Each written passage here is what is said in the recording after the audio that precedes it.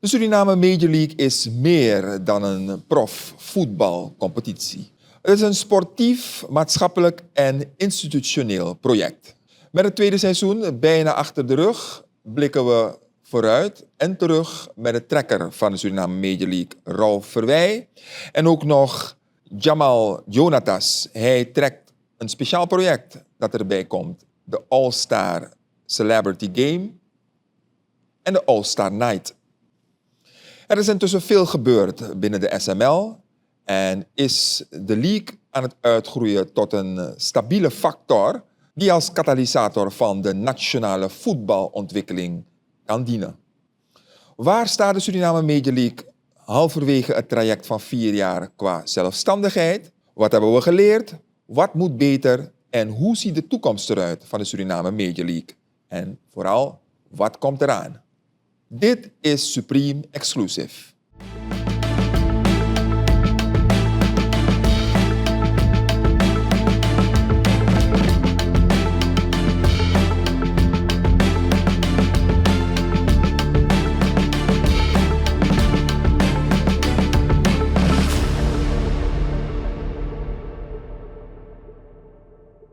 Rolf Verwij, Jamal Jonatas, welkom in Supreme Exclusive. Als eerste de vraag, hoe gaat het met jullie?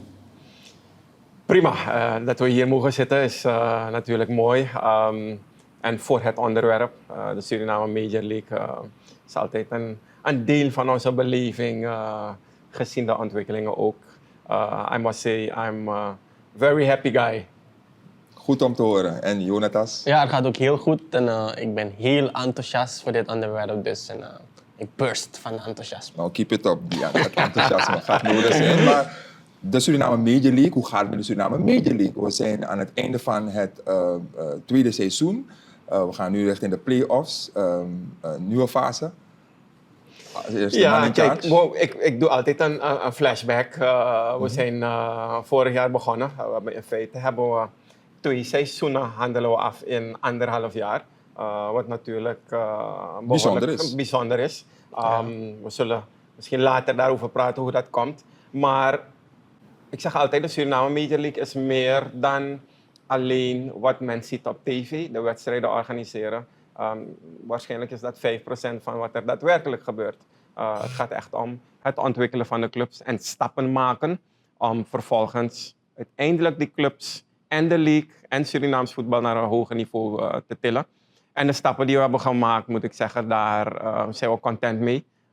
En ook eigenlijk de CONCACAF en de FIFA. Dus ja, happy. We're not there yet, but we are making the steps. Nou, laten we het eventjes inzoomen. De doelstellingen, want er zijn zeker doelstellingen met de Suriname Major League. Voor het tweede seizoen hadden jullie die ook. In hoeverre zijn die gehaald? Wat waren die en zijn die gehaald? Ja, we hebben eigenlijk een 4-jaar plan. Dus we werken met een transitie, een strategisch plan voor 4 jaar. Opgesteld met de FIFA, daar de goedkeuring voor. Wat is het doel? In het eerste jaar hebben we gezien dat we heel veel vanuit de SML hebben gedaan. Met name als het gaat om awareness, bekendheid. Die brand moest natuurlijk naar buiten komen. Dat was de doelstelling voor jaar 1. Jaar 2 is het met name de clubs steeds meer ontwikkelen. Hoe moet de interne organisatie eruit zien?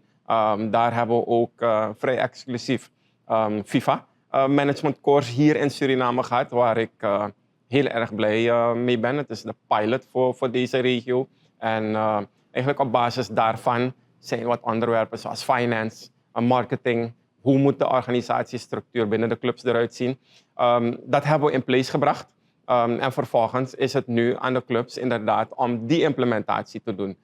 Daar hebben we een timeline met hun afgestemd om ervoor te zorgen dat we wel de monitoringsmomenten hebben. Ja. Een van de belangrijke zaken daarbij is het financiële reilen en zeilen binnen de clubs. We hebben nu alle clubs die eigenlijk accountantsverklaringen hebben. Dat hebben wij geïnitieerd. Wat ook een major, misschien minder sexy om het zo te zeggen, maar wel een van de fundamenten voor een club om uiteindelijk sustainable groei te hebben. Ja, want hoe is het gesteld met die clubs, als je dat mag beoordelen? Dus we hebben op een gegeven moment een samenwerking met Kroon Burgos Accountancy zijn we aangegaan. we hebben een beetje een standaardisatie nu van hoe willen wij dat de clubs hun finance rapporteren, zodat we naar een standaardisatie toe gaan. En wat je merkt is dat met name clubs op basis daarvan veel meer inzicht krijgen in inderdaad hoe zit het met onze finance. Het is niet meer zoals dat normaal gesproken gebeurde. Van het is een gevoel en we hebben hier een donor. En we hebben, juist, dus we moeten nu echt naar inderdaad standaardisatie. En daar is natuurlijk ook de druk, om het zo te zeggen, van de accountant, is daar heel, heel belangrijk. Zodat we zeker weten dat we dat in place hebben. Dus ik ben blij daarmee. We zien dat ook in het licentieaanvraagtraject. Dat, bijna wil ik zeggen, de teugels worden elke keer strakker getrokken in dat traject van 4 jaar. Om in ieder geval ervoor te zorgen, daar waar we willen zijn over 4 jaar, we moeten deze stappen doen om vervolgens daar te komen. Niet altijd vindt iedereen dat leuk.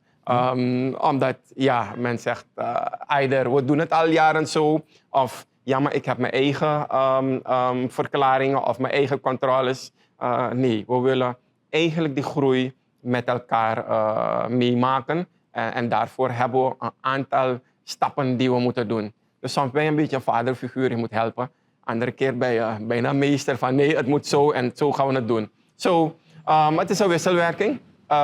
Wat ik denk het meest belangrijke is dat de clubs, grotendeels van de clubs heeft nu wel door dat het is menens. Ik bedoel, we gaan inderdaad naar business. Als je kijkt ook, en dit zeg ik altijd, we hebben de officiële erkenning gehad, denk een maand of 3 geleden, waardoor in ieder geval de kampioen zich rechtstreeks kwalificeert voor de Caribbean Cup.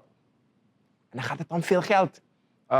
Degene die kampioen wordt dus van de SML, heeft direct een startbewijs. En op dit moment is startgeld $160,000 voor meedoen in de Caribbean Cup. Dus we're talking serious business now. Ja, en dat moet je gaan managen. En dat moet je gaan managen. Dus een aantal clubs is al redelijk op weg. Een paar moeten we wat meer aan de defibrillator zetten, boom, om te shocken. Maar de chip die mentaliteit. Kijk, in jaar 1, you cannot be a bit lenient.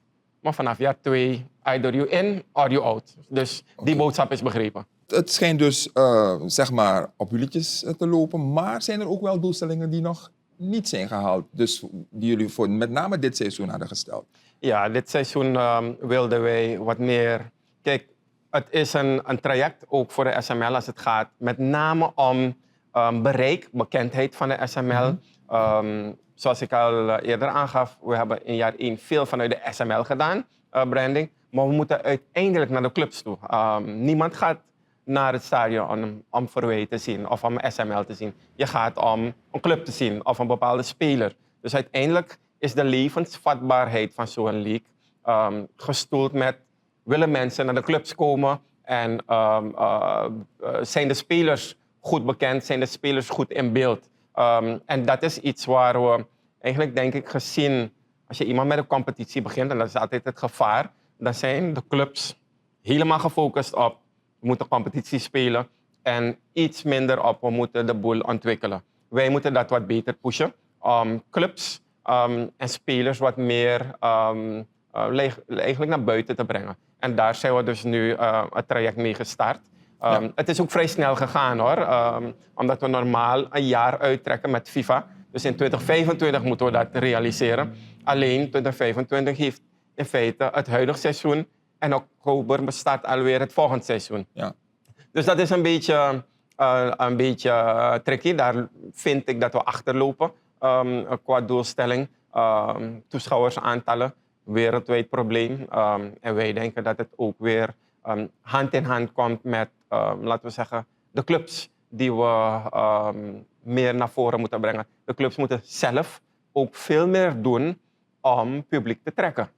Dat is 1. We hebben een uitdaging. We spelen op 1 locatie, 3 dagen achter elkaar in de stad. Dus je trekt eigenlijk elke keer bijna hetzelfde publiek. Ja. Wij moeten en we willen volgend seizoen ook, al is het Mungo, Nikkei, we moeten naar de buurten toe om wedstrijden te Ja, want spelen. daarvoor zul je dus ook de stadions op een bepaald niveau moeten brengen. Ja. Want je televise, noem maar op, het is professionaliseren. Ja. Ja. Gaat dat één voor één gebeuren? Of? Klopt. We hebben niet elke keer een asset-stadion nodig. Natuurlijk is dat het enige FIFA-approved, maar voor je domestic competition is het niet strikt noodzakelijk om alle wedstrijden in het asset-stadion te spelen. Dus als wij de minimale randvoorwaarden kunnen creëren, either in Ikeri bij het Pierkantstadion of trouwens, de SVB is ook bezig met Albina nu. Maar we hebben ook al gesprekken gevoerd om in Mungo een inventarisatie te doen. Wat zijn de minimale dingen? En dat is inderdaad echt een redelijk veld. We hebben vorig jaar ook op Livorno gespeeld. Dat was goed genoeg. Ik bedoel, we gaan niet elke week daar spelen. Maar Mungo kunnen we de minimale faciliteiten in place brengen. Het veld is absoluut number one. En daar natuurlijk kleedkamers. Maar ik ben overtuigd dat we het voetbal naar de mensen moeten brengen. Ja, om die beleving ook daar naartoe te brengen. Want dat is eigenlijk het leukste. Ja, die 6 wedstrijden zijn meestal de leukste wedstrijden. En daar hoeven we geen 3000 man te hebben. Als we 400 man hebben, vol tribune. Maar sfeer... Dan, ik bedoel, je ziet het in Kommerwijnen. Als ik naar jeugdwedstrijden af en toe ga op Kommerwijnen, man, dan zitten er 200 man, maar een tribune spang. Dat is wat wil je hebben. Nee, precies. En over de teams gesproken, je haalde het net al een beetje aan. De zichtbaarheid van de teams, daar is denk ik Jamal een beetje mee bezig. Je maakt een programma waarbij je dus met spelers en teams... Yes. Wat is weer de naam van het programma? Het programma heet Inside with the Best, met SML natuurlijk. En het is dus inderdaad bedoeld om de spelers iets meer bekendheid te geven. Wat we eigenlijk willen doen met het programma is we willen sterren maken. En ja, het lukt aardig. Het is nog steeds in de beginfase. Men moet of de introductie moet dan even goed aankomen. Maar daarna, zodra het treintje begint te lopen, kan ik wel verzekeren dat de connectie met de spelers iets groter wordt. En dat mensen wel echt naar het stadion zullen komen voor de spelers. Even nog een beetje inzoomen op jouw rol. Je bent er ook een beetje vanaf het begin bij. We zagen je in een andere rol, waarbij je bijvoorbeeld de post-game interviews deed. Ja. Maar nu kom je meer richting het organisatorische. Je bent bij een speciaal project waar we het straks over gaan hebben betrokken. Yes. Hoe heb je het allemaal beleefd bij de Suriname Media League? Nou, in het begin moet ik wel zeggen, ik ben wel iets dichter bij de spelers. En in het begin was er dus een wazig gevoel bij de spelers. Is dit echt professioneel? Is het niet? En toen kwam dus die mentale switch naar die erkenning van FIFA. En ik vind het ook ik ben ook gelukkig dat de spelers rechtstreeks naar mij toe komen soms om me dus vragen te stellen en dat ik dus wat informatie kan geven aan ze. Oh, is dat zo? Ja. Welke vraag bijvoorbeeld wordt je gesteld? Bijvoorbeeld, het was in het begin een beetje wazig welke teams dus echt mee zullen doen aan de internationale competities. De CONCACAF. De CONCACAF. Toen was het nog niet gepost en toen kon ik nog wat informatie geven, natuurlijk afgestemd met SML natuurlijk, want zij zijn degene. Maar dat vond ik wel echt fijn, dat ze dus wel durven nu. En daar zie je dus die waardering die ze beginnen te hebben voor SML. En dat het geloof steeds meer en meer wordt. Dus dat maakt me happy. Dat maakt je happy. Ik denk dat we wel de spelers, er moet meer tijd in hun geïnvesteerd worden. Ik moet zeggen dat wij natuurlijk vanuit SML veelal either met management of bestuur van de clubs bezig zijn. Maar uiteindelijk zijn het de spelers die het gezicht zijn, die het doen op het veld, die het gedrag bepalen, die de aantrekkelijkheid bepalen. En wat we wel zien is dat er een gap is tussen informatie die doorcijpelt naar de clubs en vervolgens door naar beneden. Wij moeten denk ik dus meer gaan doen. Theoretisch kan je zeggen, het is aan de clubs om natuurlijk de informatie, maar wij moeten de spelers ook met name wat zijn hun plichten, maar ook wat zijn hun rechten. We hebben een speciaal, eigenlijk een regelgeving voor de status en de transfer van spelers. En daar moeten ze wat beter onderricht worden. Dat zeg ik dus ook omdat natuurlijk, we zeiden het al, het is je gezicht. Alleen de spelers moeten wel van bewust zijn wat natuurlijk, want het is een arbeidsverhouding. Je hebt een contract. Alle spelers hebben een contract met de club. Maar het mag geen eenzijdig contract zijn. Zowel natuurlijk van de club niet, maar ook wat je soms ziet is dat spelers de boel tegen elkaar uitspelen. En dat wil je ook niet hebben. Dus wij zijn natuurlijk geen politie of scheidsrechter, maar we willen wel zoveel mogelijk de mensen die betrokken zijn de informatie geven die er daadwerkelijk is. Ja. Toch even kort hierop verder inzoomen. In het verleden hebben we gehad dat de meer financieel draagkrachtige teams de spelers van de andere teams die niet zo krachtig wegtrokken. En ja, dat werkte. Dat die teams die al niet heel veel melk in de melk te brokkelen hadden, nog minder melk in de te brokkelen hadden. Hoe is dat tot nu toe gegaan? Hebben jullie dat een beetje in de hand kunnen houden en een verhouding kunnen creëren? Dat is tot heden nog altijd een beetje vrije marktwerking. We hebben geen hele grote excessen geconstateerd. Kijk, in de wereld, we hebben ook een Real Madrid en een Barcelona, om het zo te zeggen. Dus er zijn altijd verschillen. Laten we elkaar niet... In Nederland hebben we Ajax, Feyenoord. Ja. Maar dan heb je wel gigantische markten. Je hebt een gigantische markt. Hier hebben we natuurlijk iets minder teams, ook iets minder aanbod. De pool is gewoon minder. Ja. Wat wij wel doen is, in ieder geval met de status van de league, we noemen het RSTP, is de Regulations for the Status and the Transfer van Players. Het is gewoon een internationaal document dat geïmplementeerd is en eigenlijk nu actief is. Dat regelt hoe zaken inderdaad, laten we zeggen, moeten geschieden bij transfer. We kunnen geen transfers blokken. Wij moeten steeds meer gaan naar, oké, ik wil het financieel plaatje zien. Je kan je voorstellen dat wij op termijn zeggen, je staat bijvoorbeeld in de rode cijfers, alhoewel grote clubs staan altijd in de rode cijfers, maar dat we hier kunnen zeggen, als je in de rode cijfers staat, kan je niet alle dolspelers blijven kopen. Hoe ga je ze betalen? Je moet ook spelers loslaten, als het ware. Dus dat zijn, ik had het al over die teugels, die we elke keer een stukje strakker moeten stellen. Wij gaan ook alle contracten nu reviewen, om zeker te weten dat in ieder geval de minimale items die je mag verwachten in een contract, dat die er zijn. Again, om te voorkomen dat je, als het ware, eenzijdige contracten hebt. Dus we zijn met 10 miljoen zaken bezig. Je gaat prioritize de items. En ik denk inderdaad dat een stukje beleving is één. Een stukje goed fundament bij de clubs. Ja. Uiteindelijk moet ik als club kunnen zeggen, over 5 jaar wil ik daar zijn. En daar heb ik 80 poppetjes voor nodig. Oké, nu heb ik er 5. Betekent ik 75. Waar moet ik ze halen? Wat ga je doen? Moeten wij met clubs mee om in de buurt naar partners te zoeken? Want dat is ook vaak een grote uitdaging. Als je een grotere club bent, iedereen staat bijna te wachten om met je te partneren, omdat je either elke keer kampioen wordt. Maar het zijn ook met name de kleinere clubs die een heel goed verhaal hebben. Bepaalde clubs halen jongens van de straat, zorgen dat ze op school komen. Weet je wat dat betekent eigenlijk voor het geheel?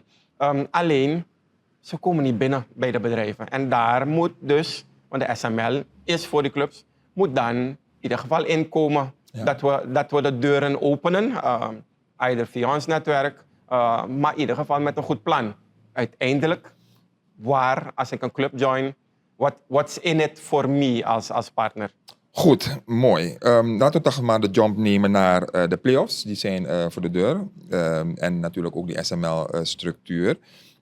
Jullie gaan dit jaar de play-offs, de structuur is wat veranderd. 6 ploegen gaan dus nu dingen naar die titel. Hoe beoordeelt u de kwaliteit van met name dit seizoen richting dus die play-offs die we dus nu gaan krijgen? En hoe hebben de teams gereageerd op die nieuwe structuur? Ja, wij maken, we staan ook niet een dagje op en zeggen van, laten we deze vlieger oplaten, laten we kijken of dat werkt. Nee, we zijn eigenlijk in seizoen 1 al begonnen met een play-offs. Gewoon omdat we weten dat Surinamers, de Maloba climax, je moet naar een climax toe. In de regio merk je dat ook. Omdat je eigenlijk 2 spanningen creëert. 1 voor kwalificatie en dan natuurlijk play-offs naar het eind. Wat hebben we toen gezien? We hadden 4 teams in de play-offs. Dat betekent dat 6 teams eigenlijk na het reguliere seizoen ophouden met spelen. Om dat iets meer te maken hebben we toen gezegd, oké, we hebben 2 ronden. Laten we in ieder geval binnen die ronde ook al die battle proberen erin te brengen. Ik kan me voorstellen, als ik een team ben en ik heb een slechte start van het seizoen, ben ik eigenlijk al uitgekeken voor die top 4. Maar dan kan ik nu, als ik zeg van hey guys, tweede ronde, laten we alles erin pompen. En we hebben het gezien voor een van de clubs die zich bijna heeft gekwalificeerd via in de tweede ronde. Zodat je eigenlijk de teams tot het laatste moment een beetje scherp houdt, die spanning erin houdt. Dat ze nog ergens voor spelen. Dat ze nog ergens voor spelen, want ze kunnen via rondewinnaar kunnen zich kwalificeren. Het was het eerste seizoen was het tof om die play-offs te verkopen. Laat me niet zeggen verkopen, overtuigen aan de clubs dat dat het eigenlijk beter is voor een startende league. Coaches willen predictability. Ze willen het liefst 18 wedstrijden en dan weet ik. Maar uiteindelijk moet je een product neerzetten. Dus honestly, tweede ronde met het play-off systeem en de rondewinnaars is eigenlijk alleen maar toegejuicht door de clubs, omdat ze gewoon langer in play blijven. Ja. Goed, wat heeft de SML geleerd tot op dit moment met het organiseren van die competitie in de eerste plaats? Maar ook de andere dingen die erbij zijn gekomen voor de SML in het traject. Dat 4-jarig traject overigens, die voor jullie is uitgezet om de zaak totaal te professionaliseren. Ja, wat hebben we geleerd? Belangrijk. Eén is, ik kan redelijk goed plannen maken. Maar uiteindelijk moet je ook gewoon doen. Ik bedoel, plannen zijn leuk, maar je moet ook courage hebben. Ik zeg altijd, het is een stukje instinct. Ja. Het is begonnen met, toen mij is gevraagd, wil je het traject naar de SML oppakken? En iedereen zei nee, je moet het niet doen, je moet het niet doen. Dit is je vadong. Go. Vervolgens had je de clubs. Die vonden ook van, ja, maar hoe kunnen we dit doen? We zijn al zo lang, ze hebben natuurlijk de overstap gemaakt, SVB naar SML. Moeten we het wel doen? Uiteindelijk overtuiging, samenwerking. We go. Plannen maken is goed. Het geeft inderdaad die leidraad, dat moet je hebben. Maar uiteindelijk moet je ook die courage hebben om het te doen. Wat hebben we gezien? Dat we het absoluut niet slecht doen. Eigenlijk vrij goed. Als je kijkt naar leagues, we waren laatst in een conferentie. Leagues die 8, 9 jaar al echt bezig zijn. En in feite nu pas op het niveau komen om überhaupt een beetje zelfbedruipend te zijn. Ook struggelen met toeschouwersaantallen. Dus we need to trust the process. Dat is belangrijk. 2, we hebben wel gezien dat we elke keer die motor, zeker in seizoen 1, moesten aanzwengelen bij de clubs. Vanwege een stukje disbelief. Ik kan me voorstellen, een aantal clubs had inderdaad nog niet door dat het echt zou gebeuren. Dat hebben we geleerd. 3, dat we naar de buurten toe moeten. Dat weten we eigenlijk al vanaf dag 1, maar het wordt steeds prominenter. En in feite, hard work pays off. Je moet gaan, we gaan vallen. We draaien nu kaartverkoop bijvoorbeeld met eigenlijk alleen maar studenten. Een pool van 30 bijna eigenlijk studenten. Dus we kunnen het. Ja, want jullie hebben gedigitaliseerd, hè? We hebben kaartverkoop gedigitaliseerd. We doen het voor de SVB. En ook stoelnummering hebben we. En stoelnummering. Dat dus, moet je koppelen aan. Ja, dus eigenlijk hebben we dat als het ware overgenomen van de SVB. We hebben, het scheelt veel hoofdpijn. 1 met de FIFA en CONCACAF, die anders dreigt om je boetes te geven die niet maal zijn. Maar ook, er is veel meer rust in het stadion als er wordt gespeeld. Dus ja, we konden ook zeggen van we doen dat niet, het is niet belangrijk. Maar uiteindelijk, we moeten gaan. En tot heden hebben we wel de resources, met name jonge Surinamers, die daarachter staan en die geloven. Ja. We hebben geleerd dat we're not there yet. Er moet nog heel veel gebeuren bij de clubs. Er moet nog heel veel gebeuren, laten we zeggen, in het voetballandschap in totaal. Zeker om het bereik. Dat is een van de dingen waarom wij ook de foundation oprichten. Maar we are there. Ja. We will get there, laat me het zo zeggen. Ja, je raakte net het stuk aan van het publiek dat nog, ja, laten we het zo zeggen, wegblijft voor een groot deel. Maar waar heeft dat nou precies mee te maken? Want ik hoor ook geluiden, misschien kan Jonathan straks vanuit Die geluiden want hij beweegt zich bij de spelers en in het publiek. Dat het ook wel ligt aan het feit Live. dat jullie live die wedstrijden laten zien. Maar aan de andere kant is dat ook wel iets dat hoort bij professionele competities. Het live brengen, noem maar op, een hele toestand eraan koppelen, programma's eraan koppelen. Hoe gaan jullie dat oplossen?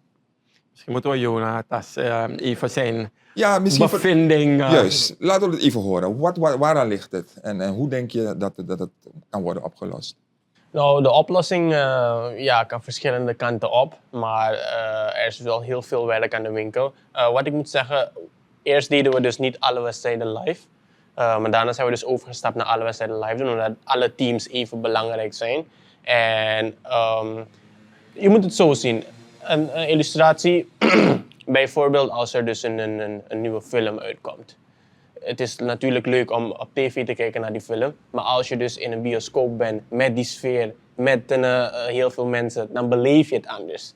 Dus dat moeten we nog een beetje gaan verkopen aan het publiek. We moeten ze dus die beleving laten ervaren. En daardoor proberen we dus ook, straks komen we daar op het punt, een beetje los van het formele, ook een beetje een informele wedstrijd te organiseren. Zodat men dus die beleving heeft van in het stadion zijn en de spelers toejuichen. Zodat ze daarna die ervaring in hun hoofd hebben en dat ze dus verlangen naar een volgende wedstrijd. Dus dat is gewoon, die belevenis moeten we verkopen aan het publiek.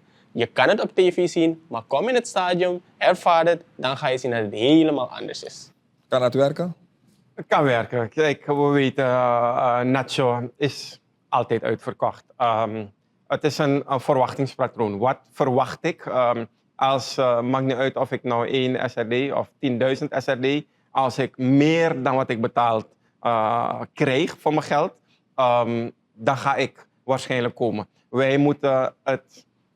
kijk, ik kom uit de voetbalwereld. Daar was het wat makkelijker in een hal om een beleving te creëren. Because het gaat niet alleen maar om het spelletje. Het gaat om wat gaat er omheen aan entertainment. En dat is denk ik waar we in een separaat traject met wat andere personen bezig zijn. Om dat met name erin te brengen. Wat moet ik doen? We hebben in seizoen 1, dat is wel belangrijk. We hebben de stereotypering dat voetbal alleen voor ouderen is. Ja. Hebben we teruggebracht naar it's a family affair. It's safe at this point. So laten we met het gezin komen. Natuurlijk heb je waar is die prijselasticiteit? Wanneer wordt het voor een gezin inderdaad echt niet draaglijk meer om te komen? Dus wij proberen, we hebben wat getweakt. We hebben kaarten gegeven aan clubs om die zelf te verkopen als het ware tegen een gereduceerd tarief. Dat heeft een korte spike gebracht als het ware. Dus wij proberen elke keer, we willen niet alle knoppen in één keer draaien, omdat je niet weet wat er dan gebeurt. Maar we zijn met name daar echt mee bezig. Omdat dat, en ik ben het eens, het is een beleving. Die gaan we steeds meer moeten verkopen. En dat heeft natuurlijk ook te maken met wie staat erachter. Wat kan ik krijgen in het stadion, et cetera. Ja. Nou, dan misschien kunnen we meteen de oversteek maken naar een van de evenementen. Om dus het publiek eigenlijk te triggeren en warm te maken. Die beleving te creëren. Die Celebrity SML All-Star Night. Yes. Wat moeten we ons erbij voorstellen? Wat gaat er gebeuren? Oké, ten eerste, het is zoals je zei, een all-star celebrity game. We moeten het met vol enthousiasme zeggen, want het wordt wel een geweldige avond. Zoals ik het eerder zei, we hebben dus die formele setting van ons voetbal gehad, SML voetbal. Maar bij dit event willen we het een beetje informeel doen. Een beetje pre-serie, want Suriname houdt van pre-serie. En het is dus de bedoeling dat we heel veel bekende mensen allemaal onder één dak hebben. En zoals we weten in de wereld, sports bring people together. Dus dat willen we ook creëren in Suriname. Dat door middel van sport we dus heel veel bekende personen onder één dak hebben. En dat het publiek van ze kan genieten door middel van voetbal. Het concept is simpel. We hebben dus de All-Star Night. En dat heeft dus 2 wedstrijden. We hebben de All-Star Celebrity Game en we hebben de All-Star Game. Vanuit de teams dus? Vanuit de teams, ja. Laten we misschien even beginnen met de All-Star Game zelf. Dat is ons main event. Dat is dus het winnend team, dus de winnaar van SML, die gaat spelen tegen een selectie van de rest van het team. En dat is dus ons main event. Voor die wedstrijd hebben we dan een All-Star Celebrity Game. En je hoort het al aan de naam, celebrities. We hebben dus heel veel bekende personen gevraagd om dus te participeren. Kan je geweldig voetballen of niet? Je mag meedoen, want het gaat om het leuke van de avond. Dus we schatten 40 plus man, die we dus zullen verdelen in 2 teams en die het zal opnemen tegen elkaar. En met dit willen we dus eigenlijk een statement maken dat SML niet alleen uit het formeel gedeelte bestaat, maar ook een leuke ervaring is. En die statement gaan we wel echt maken die dag. Ja. Het is niet alleen maar entertainment, want er wordt ook ergens voor gespeeld. De Suriname Media League Foundation is erbij gekomen. Wat is dat precies en wat wil je ermee bereiken? Ja, we zijn nu in de oprichtingsfase van de foundation. En wat is het doel daarvan? Met name more than voetbal. Het is our league, maar SML, we hebben het bewezen, is meer dan voetbal. Waarbij we toch ook andere, either maatschappelijke of sportgerelateerde aspecten willen aanstippen. Wat we willen doen met die avond is dus inderdaad een soort benefit. Daar komt het op neer. Dat we bijna de eerste inleg doen voor de foundation. En dan zullen we vervolgens daarna, zoals we ook met het logo hebben gedaan, vrij breed, iedereen mag inzenden, dat we dat ook zullen doen van welke, en natuurlijk zijn we voetbal, dus sport is ook wel belangrijk. Yeah. Sport, kinderen, uiteindelijk moeten we daar naartoe. Daar zullen we iets voor bedenken, dat mensen input kunnen geven in, dit is voor jaar 1, of dit zijn de doelen voor jaar 1 die we zullen ondersteunen. En we willen natuurlijk dat ook andere corporate, social, laten we zeggen, funds daarin joinen om het gewoon het bereik wat meer te maken. Ik denk altijd aan, we hebben een heleboel veldjes rondom ons heen, maar worden ze optimaal gebruikt, ja of nee? Zijn we met weeskinderen bezig? I don't know. Something like that. Maar dus jullie maatschappelijke verantwoordelijkheid nemen? Ja, klopt. Daar komt het op neer. Ook daar wil de SML dus zich laten gelden? Ja. Doelbewust? Doelbewust, ja. Omdat het is, ik bedoel, uiteindelijk is de profcompetitie leuk. Doen we het voor de profspelers? Yes. Alleen, die profcompetitie kan alleen niet bestaan als we die droom blijven waarmaken of blijven creëren voor de kids. Ik heb het laatst gezegd, we hadden een mooi evenement van Ryan voor de foundation. En we need to keep dreaming. Ik zeg, het is leuk dat we posters hebben van Messi, maar uiteindelijk moeten we die heroes creëren om ervoor te zorgen dat we ook over 10 jaar zeggen van yes, die aanwas. Ja. Want die aanwas, uiteindelijk, met die profcompetitie, zorgt ervoor dat wanneer een speler verkocht wordt, dat de club die waar heeft gespeeld van 12 tot 16 jaar ook ervan geniet. Zo, die hele spin-off moet daarbij komen. En ja, toch in het verlengde hiervan, ik weet dat jullie vorig jaar ook wel een award hebben gekoppeld, een award night hebben gekoppeld aan Suriname Media met de beste dit, de beste dat. Ja. Er is hier en daar wat gemor geweest over bepaalde uitkomsten. Komt dat terug en eventueel hebben jullie geluisterd naar de kritieken op dat traject, dat stemmingstraject, want ik weet dat, dacht ik, de coaches en de journalisten stemmen. Is er misschien een public vote die ergens waarbij een bepaalde award vanwege public popularity vote tot stand komt? You name it. Wat gaan jullie doen? We gaan zeker weer de awards doen. Dat is eigenlijk als je ergens mee begint, moet je dat blijven continueren. Ook met name om de recognition naar de spelers, de coaches. We hebben geluisterd. Vorig jaar hadden we bijna een jury van 50 personen gemêleerd en die hebben dus online gevote. Dit jaar hebben we wat meer statistieken en kunnen we bepaalde, laten we zeggen, awards op basis van die statistieken echt objectief uitreiken. Natuurlijk zal er op bepaalde nog wel gestemd worden, maar dat is een traject en we zullen inderdaad een avond doen. Het zal iets minder groot zijn, want we moeten echt gewoon goed op de centjes letten. Maar we need to give the recognition as well. Vorig jaar hebben we ook de uitreiking van de kampioenschaal gedaan bij de awardceremonie, als het ware. Dat gaan we dit jaar niet doen. Dat gaan we direct na de wedstrijd doen. Gewoon in op die het veld, sfeer. bij het publiek. Ja.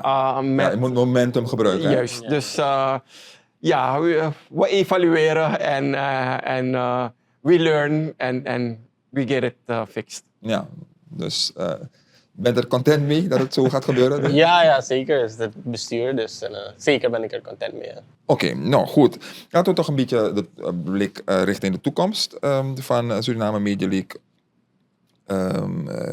kijken. Er is een traject dus van 4 jaar. We zitten nu ongeveer op de helft, dacht ik zo, van dat traject. Tot nu toe on track? Of zijn er nog uitdagingen die jullie zien voor de toekomst die moeten worden overwonnen? On track, yes. Challenges, obviously, zeker weten. Speerpunt daarbij is clubontwikkeling. Dat is, als we daar niet, laten we zeggen, in slagen in 4 jaar, dan wordt het een stuk lastiger. Omdat we willen niet terugvallen. Kijk, de monitoring van we hebben nu de status, maar die status kan ook weer ingetrokken als je niet voldoet aan je requirements. Dus ik denk dat Geef even een inzicht. Wat zou kunnen maken dat jullie je licentie verliezen? Als de clubs, want ook de clubs moeten allemaal een regional license hebben als het ware. En die is dan inderdaad ook gebaseerd op finance, op organisatie, op toekomstvisie.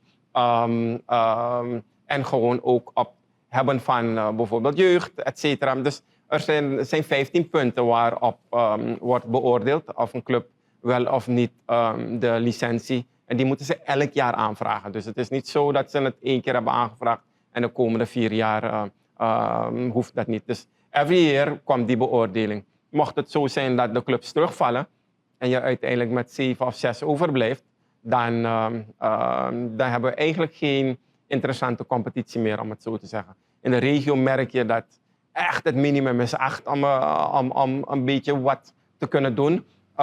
Ik zie dat qua knowledge zijn we in Suriname echt wel on par, zeker in de regio. Dus het is, de willing is. Uiteindelijk gaat het daarom. En een stukje creativiteit. We know, finance is altijd een beetje de uitdaging. Maar wij zorgen met name daarvoor om dat stuk op te vangen. Over 2 jaar, na seizoen 4, valt de financiën van FIFA weg. Dus wij moeten natuurlijk als SML-organisatie ervoor zorgen dat we genoeg resources hebben. Of het nou manpower, maar vaak ook finance. En finance heeft te maken met partners. En partners heeft te maken wat is het product die ik neerzet voor hun. Dus ik denk dat de twee één waar wij zelf aan kunnen werken als SML en de andere is de clubs die moeten schakelen. En dat is inderdaad wel iets waar we mee bezig zijn. Kijk, de digitale kaartverkoop, alhoewel het een heel klein beetje inkomsten, alle kleine beetjes helpen mee om daarvoor te zorgen. En we hebben wel wat ideeën die we willen uitrollen de komende periode, om natuurlijk ervoor te zorgen dat uiteindelijk moet je geld binnenhalen. Daar komt het op neer. En dat is waar we met name bezig zijn. Ja, en dan Jamal, qua televisen van de SML, je bent bezig met de programma's. Wat is er in stal? Wat komt er nog meer aan? Dus voorlopig is het natuurlijk de voortzetting van het programma Inside with the Best, waar we dus steeds het niveau willen opkrikken. En van daaruit ook andere ideeën creëren om dus met name de spelers bekendheid te geven. Want zoals hij zei, het begint bij het product. Mensen willen komen kijken naar het product.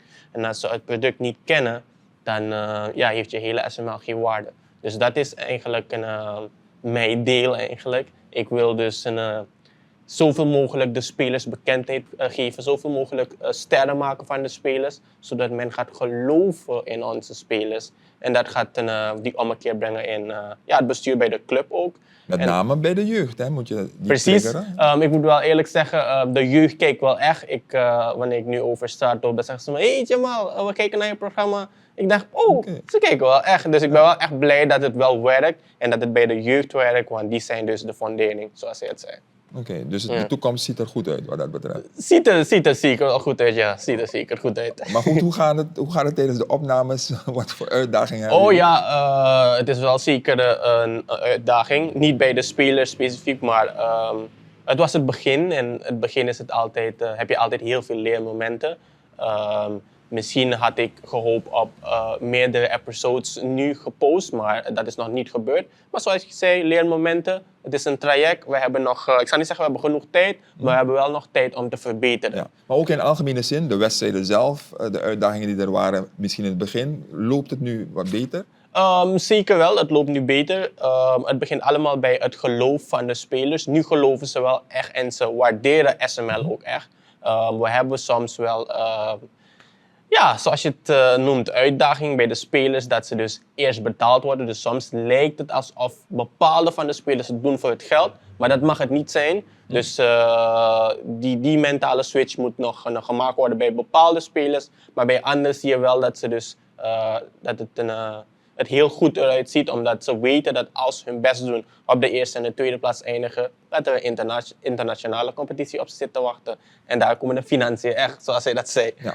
En dat spreekt ze aan. En dan Rolf, qua leiderschap, is dat ook on track? Jij bent nu de man die de zaak trekt. Ga je dat ook blijven voor de toekomst? Ik zeg altijd, ik heb nog... Initieel was nooit de goal dat ik de voorzitter zou worden. Ik heb het begintraject voor het herstructureren van voetbal in Suriname gedaan. Uiteindelijk ben je met de clubs bezig en je zit met ze. En terecht geven ze dan aan van... Je kan niet een baby, jouw baby wordt geboren en dan laat je het vallen als het ware. Daarmee heb ik dus toen gestemd voor de eerste 4 jaar. De zittingstermijn is 4 jaar. De bedoeling is wel dat na deze 4 jaar dat iemand anders het overneemt. En daar zijn de mensen wel voor. Het is gewoon belangrijk dat we die identificeren en dat die in het laatste jaar als het ware meelopen. Dus die worden nu al klaargemaakt eigenlijk? Die zijn nu al in de... Kijk, ik heb nog 2,5 jaar, om het zo te zeggen. Ik verwacht dat over een jaar dat iemand op een gegeven moment inderdaad gaat meelopen. Ik ben me ervan bewust dat het aan mij is om wel een geschikte persoon te vinden die daar dan in meestroomt. Want dan ben ik 6 jaar met dit traject bezig. Ja, want dat is een voortraject geweest. Het is een voortraject geweest van 2 jaar. Ik zit niet op een stoel gekluisterd. Ik weet dat de club zeker zal zeggen blijven. Maar ik denk dat het goed is voor die organisatie. Ik geef heel veel tijd aan dit ding. Af en toe vragen ze mij op kantoor nog of ik inderdaad engineer ben of hiermee bezig. Dus I would say, ja, dat gaat inderdaad wel goed komen qua leiderschap. Belangrijk is, again, leiderschap ook bij de clubs ontwikkelen. En ik probeer wel bepaalde, laten we zeggen, calculated risks te nemen. Als in, ik vind sponsors van de SML krijgen natuurlijk, maar we moeten natuurlijk ook de sponsors van de clubs niet vergeten. Dus we zijn nu aan het kijken hoe kunnen we een soort shared marketing systeem opwerken. Waarbij ik zelf zeg dat we moeten gaan investeren in LED-schermen. Omdat we daar either replays, maar ook veel meer uit kunnen halen. We moeten misschien kijken naar een e-league. En een e-league, ik ben zelf dus gaming koppelen aan. Juist, ik ben zelf geen gamer. Maar e-leagues in de wereld zijn groot. Het trekt weer een andere crowd richting... Ook daar kunnen we 10 teams hebben.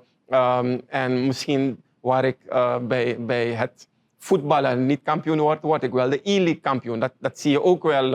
En dan krijg je weer een andere crowd die je daarmee bij. Dus I do think dat er veel opportunities zijn. Af en toe moeten we durven om erin te gaan. En natuurlijk gaat niet alles werken. Maar ik denk wel dat we het landschap redelijk kunnen overzien. Want met de E-League willen we uiteindelijk ook zorgen dat we binnen 2 jaar in de echte game van EA Sports, dat we daar een SML-league hebben als het ware.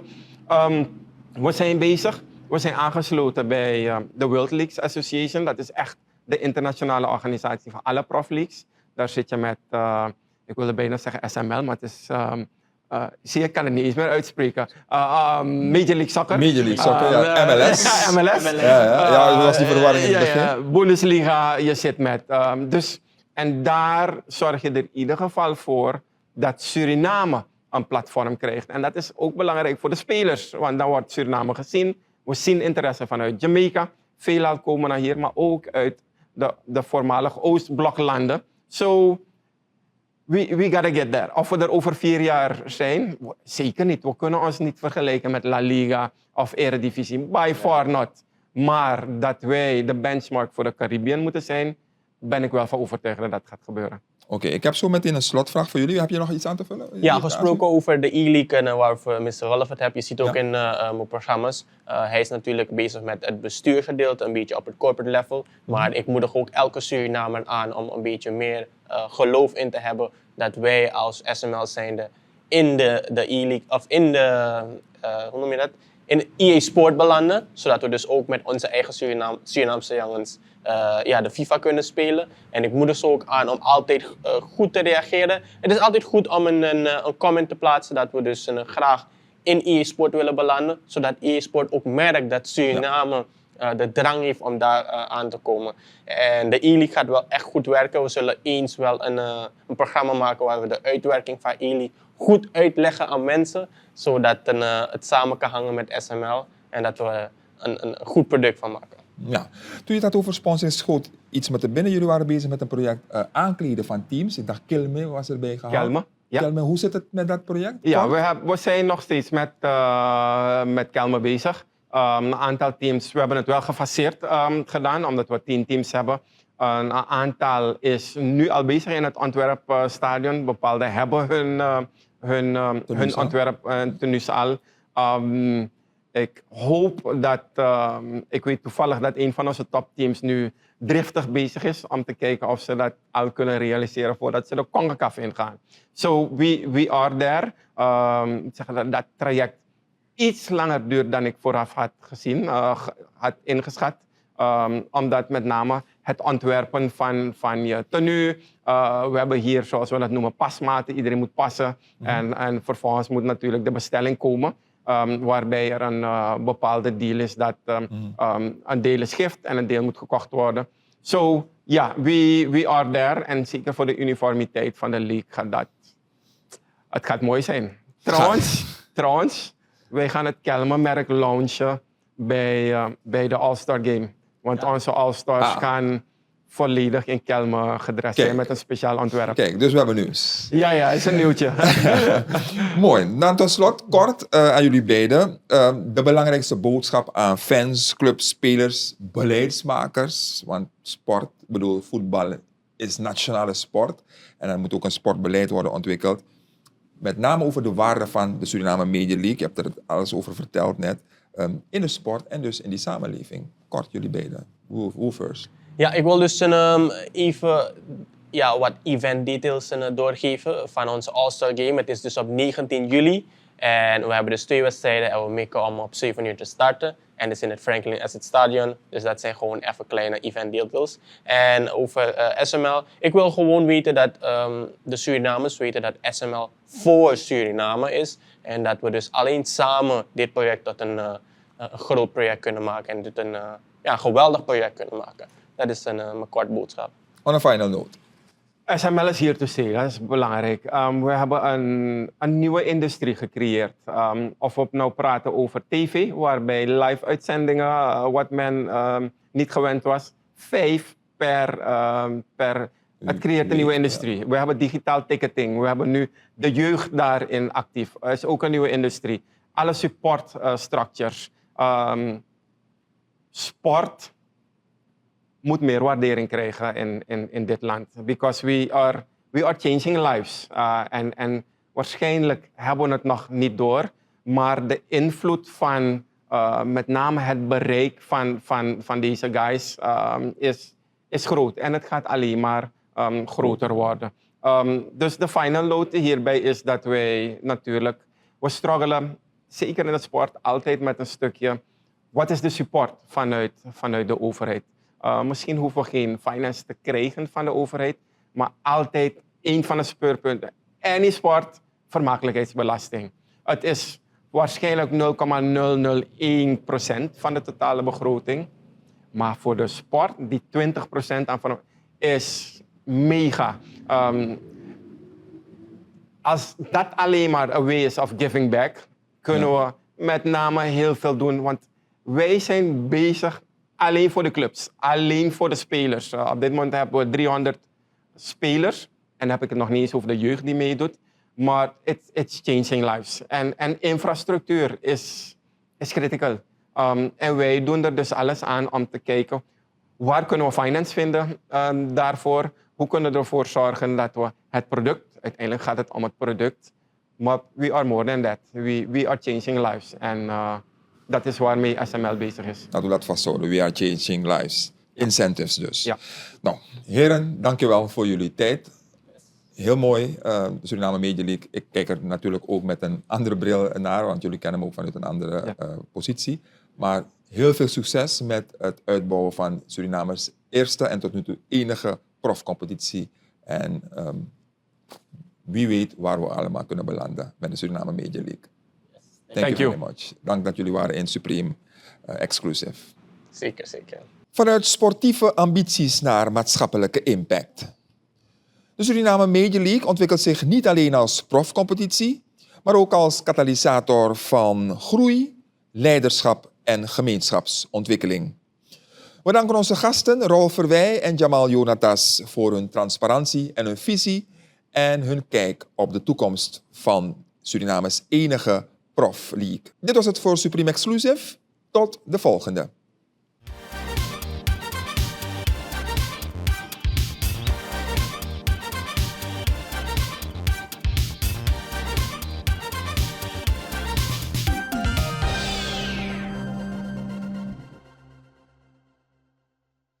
This is another Supreme production. Supreme TV. To entertain, to inform, to inspire.